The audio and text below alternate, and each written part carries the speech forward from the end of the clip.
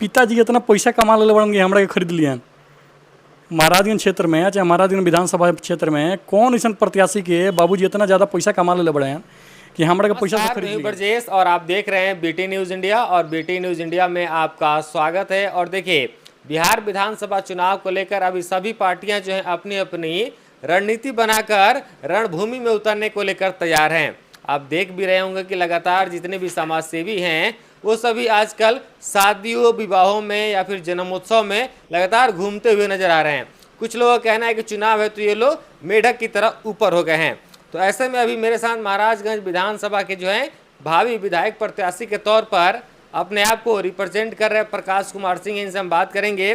प्रकाश जी, हम आपसे जानना चाहेंगे कि अपने रणभूमि में कदम भी नहीं रखा कि लगातार आप पर आरोप लगने लगे कि आप विड्रॉल करने वाले हैं, कुछ फंड आपको मिल चुका है, इसमें क्या सच्चाई है? देखिए, सबसे पहले तो आपको और आपके चैनल को बहुत बहुत धन्यवाद है और दर्शकों को भी बहुत बहुत धन्यवाद है जो पूरा सुनने का कष्ट करेंगे। अब रही बात कि अगर मान लीजिए कि चुनावी मैदान में कूद गए हैं तो र्यूमर तो तरह तरह का फैलेगा ही। और रही बात कि विड्रॉ करने का, तो ऐसा तो मेरे पास ऐसा कोई कारण दिख नहीं रहा जिसके कारण मैं विड्रॉ करूँ। और जो बोल रहा है हो सकता है कि उसको मेरे से ज़्यादा मेरे बारे में जानकारी होगा। नहीं, हम तो सुने हैं कि कुछ आपको फंड मिल रहा है, उसको लेकर आप विड्रॉल कर रहे हैं। कहीं ऐसा तो नहीं कि फंड लेने के लिए ही आप राजनीति में आ गए हैं और रणनीति बना बना के लोगों से फंड लेकर चुपचाप बैठ जाएंगे चुनाव में? देखिए, अब इसको मैं हिंदी में नहीं भोजपुरी में जवाब दूंगा कि किन एक पहले खरीदे के कोशिश कैले बड़न। अगर किनहु जना अगर एक पहले जिन खरीदल रहन हमरा के चाहे जिन खरीदे के प्रयास करते रहन तो एक बार आके जनता के सामने कहस लाइव रोगलो 10-12 गो मीडिया बोलाए वहाँ। अगर वो कह दिहन, अगर बात में सच्चाई रही तो उनकर जूता हमार सिर आना, तो हम अपना जूता से मार के उनकर सिर पर पूरा बाल झाड़ लेम। मतलब रउआ कहे के चाहते नहीं कि जितना ये सब आरोप चलता क्षेत्र में ये सब बेबुनियाद बा, मन घड़ंत बा, रउआ के बदनाम करे के, छवि खराब करे के ये सब साजिश चल रहा बा? बिल्कुल एकदम साजिशे चल रहा बा। आई तो मान लीजिए हम तो रुआ के कहनी ना, रुआ लोग के माध्यम से सुने के मिलल ऐसा अगर बाजार में र्यूमर फैला था कि प्रकाश सिंह पैसा खातिर खड़ा होला ना, पैसा खातिर बढ़ दियन, तो पहला बात कि हम कोनो दर्जनों चुनाव तो लड़ल नहीं। एक पहले एगो जिला परिषद के चुनाव की तैयारी कलर नहीं, कोनो कारण बस अपना घनिष्ठता में माने सहानुभूति के बदौलत हम ओकरा के छोड़ दिल नहीं। आ दूसर के बारे चुनाव में खड़ा होल नहीं। पहले के खरीद रहा हमारा के वो आदमी के बोलाई, और अभी के खरीदे के प्रयास करता केकर लगे इतना ज़्यादा धन हो गई बा कि हमरा के खरीद ली, ओकरे के बोलाई। रउआ सीधा हमरा के बताई कि लगातार लोग ये कहता कि युवा बाड़े इनका के पीछे से सहानुभूति दे के आगे कर दिहल बा कि इनकर लाइफ कैरियर खराब हो जा, कुछ लोग के वोट बैंक की काट लेस, ये चीज़ पर भी चर्चा चल रहा बा। हमार का करियर खराब हुई? हमारे करियर के बारे में कितना लोग जानता है? हमारे काची में करियर खराब कर दिलो। पहले रउआ लोग का सवाल रहा कि जनता कहा था कि इनका नौकरी चाकरी करे के चाहिए, तो लोग के यो ना पता रहे कि हम नौकरी करनी। ऑलरेडी हम नौकरी में बनी, प्रतिष्ठित कंपनी में काम कैले बनी, अच्छा ओहदा पे काम कैले बनी, अभिनियो नौकरी में बनी, अभिनियो area sales and service manager रही हम 3 जिला के, छपरा, सीवान, गोपालगंज के। तो हमार कौन करियर खराब कर दिलो भाई? हमरा के का माने राजनीति में कौन करियर होला? राजनीति में तो बहुत तरह के साजिश भी चलेला नु, उनमें करियर भी खराब होके के संभावना रहेला। बहुत लोग के भइल भी बारुआ पूर्व में इतिहास देख सकता नहीं ना। राजनीति में करियर खराब ओकरे होला जो चरित्रहीन होला या फिर जे माने लालची टाइप के होला। ओकरा अलावा कोई के करियर खराब ना होला। ओकरा अलावा लोग संघर्ष करेला।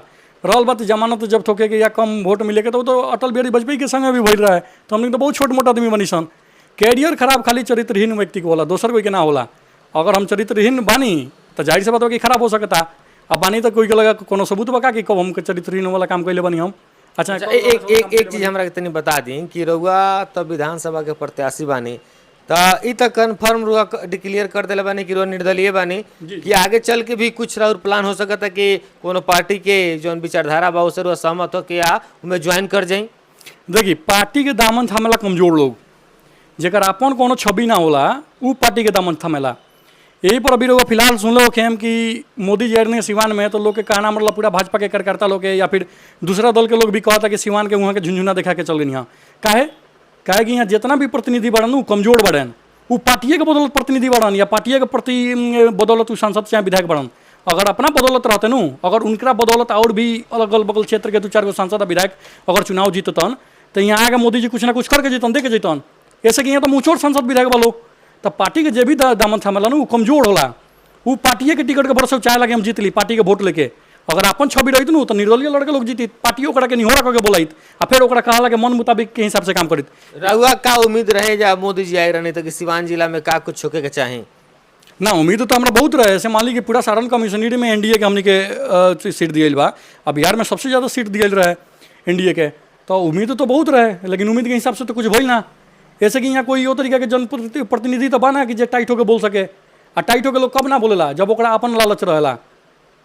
रहुआ अपन लालच नहीं खे, रहुआ भी तो अपन वोट बैंक देखे का बा।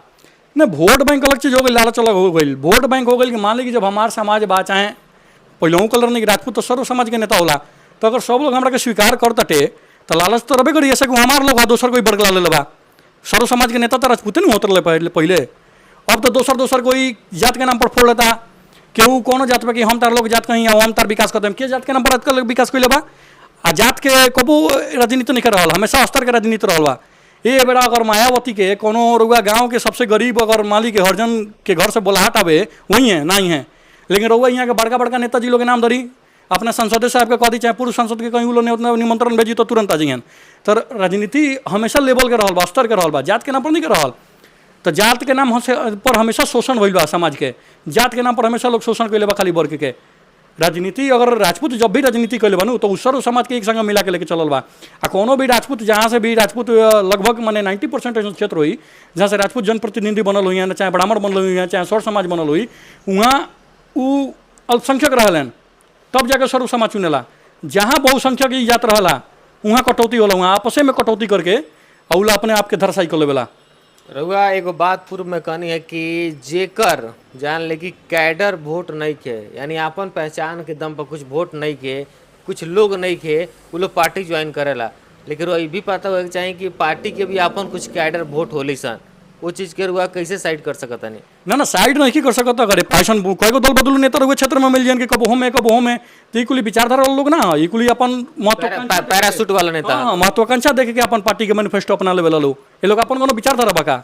अच्छा, आई लोग इतना अपन कोनो विचारधारा रही तो सब जना एगो स्तर के रही लो नु, विधानसभा में चाहे संसद भवन में बोलित लो तो सुनित लो, लोग सुनी यहाँ कि हमारे नेताजी बोलते हैं। ये रहे पहले पूर्व में रहे पवनाथ सिंह बोलस तो लोग सुने, उमाशंकर सिंह बोलस तो लोग सुने, साहबुद्दीन बोलस तो लोग सुने।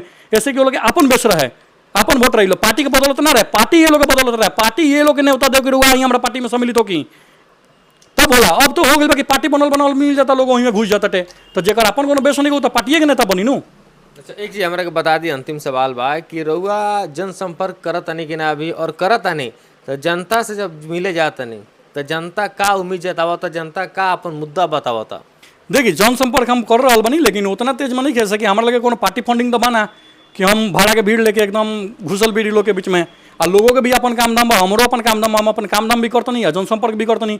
लोग भी हमारे संगे जो जुड़ल बा वही तरीका के बा, व्यवसाय बोल के बा। ऐसे कि बिहार में सबसे बड़का रुआ मुद्दा सुनत हो कि रोजगार नहीं खे, तो हमारे संगे जितना लोग बा रोजगारे वाला बा, हमू रोजगारे वाला बनी, और हमने के रोजगारे का बढ़ावा देवे निशान, बल्कि एक तरीका के स्टार्टअपे कंपनी हमनियों के हवे। बिहार में हमारा काम कैला से करीब दर्जनों परिवार के चूल्हा जलेला, बहुत आदमी निर्भर बा हमरा पर। अगर हम मार्केट में जब ओकर प्रोडक्टिविटी के अगर आउटपुट देवे नहीं तो उससे बहुत लोग के प्रभावित होला। तो हमारे तरीका के जितना भी लोग जुड़ल बा वही तरीका के बा, कोई खाली नहीं के बैठल, सब कोई कहता कि हाँ ठीक बरुआ जब समय आई तो हमने के याद करम। बहुत लोग जुड़ल बा, हो सकता कि ये बड़ा हमारा के जनता नकार दे, लेकिन नकार के पछताई। अगर स्वीकार कर लेता तो एगो बदलाव निश्चित तौर पर देखी यहाँ। तो देखिए ये प्रकाश जी थे और इनका साफ तौर पे कहना है कि जो ये आरोप प्रत्यारोप चल रहा है तो राजनीति का एक ये कड़ी है, ये हिस्सा है, ये आरोप प्रत्यारोप लगते रहेंगे। लेकिन इनका साफ तौर पे खुली चुनौती है कि जो आरोप लग रहे हैं अगर इस आरोपों में सच्चाई है तो आके सामने बात करें, जो भी आरोप लगा रहे हैं उसके बाद से ये फैसला जो है लेने के लिए खुद सक्षम है। अगर इनको कोई खरीद सकता है, बिक सकते हैं, नहीं बिक सकते हैं, ये परिस्थिति जो है तय कर देगी।